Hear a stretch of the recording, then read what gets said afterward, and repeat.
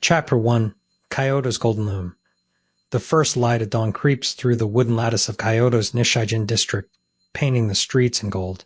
The air hums with the rhythmic pulse of looms, their mechanical hearts beating in unison, a sound as old as the city itself. This is where silk is born, where threads of history are woven into fabric, where the hands of artisans shape not just cloth, but the soul of Japan. In 1910, the world is changing.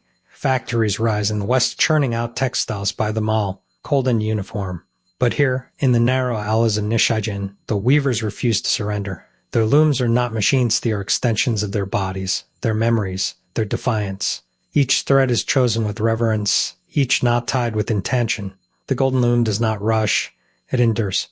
Meet Hiroshi, a young apprentice with ink-stained fingers, a mind full of questions. His master, old man Fujimoto, has spent 50 years perfecting the art of Nishijin ori. The old man's hands, gnarled like the roots of an ancient cedar, move with a precision that belies their age. He does not speak much, but when he does, his words are woven into the fabric of Hiroshi's understanding. Silk is not just thread, Fujimoto murmurs one evening, his voice barely audible over the whisper of the loom. It is the breath of the gods. To weave it is to listen. Hiroshi does not yet understand, but he listens. The loom sings to him. Its wooden frame creaks in harmony with the shuttle's flight, a dance of tension and release. The threads glisten under the lantern light, each one a promise. This is not mere cloth, it is armor for emperors, robes for priests, kimonos for revolutionaries. It is the fabric of Japan's identity, stitched into every fold. But the world outside Nishijin is restless. The Meiji Restoration has opened Japan's doors to the West, and with it, the threat of obsolescence. Factories promise speed. Machines promise efficiency. But they cannot replicate the soul of a hand-woven masterpiece. Then comes the war.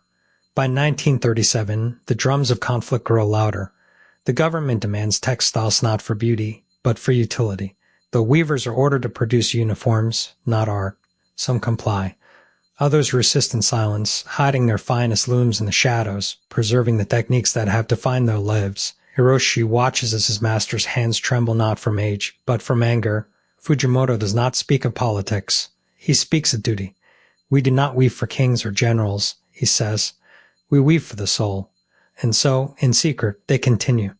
The golden loom does not stop. The threads do not break. The years pass like the turning of a shovel.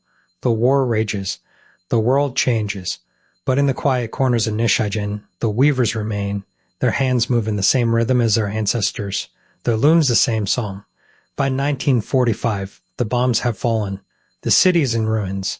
But in the heart of Kyoto, the golden loom still stands. It has survived wars, revolutions, and the relentless march of time. Hiroshi, now a master in his own right, looks at the loom with new eyes. He sees not just a tool, but a legacy, a silent revolution. The threads are still there. The hands are still there. The soul of Nishijin endures.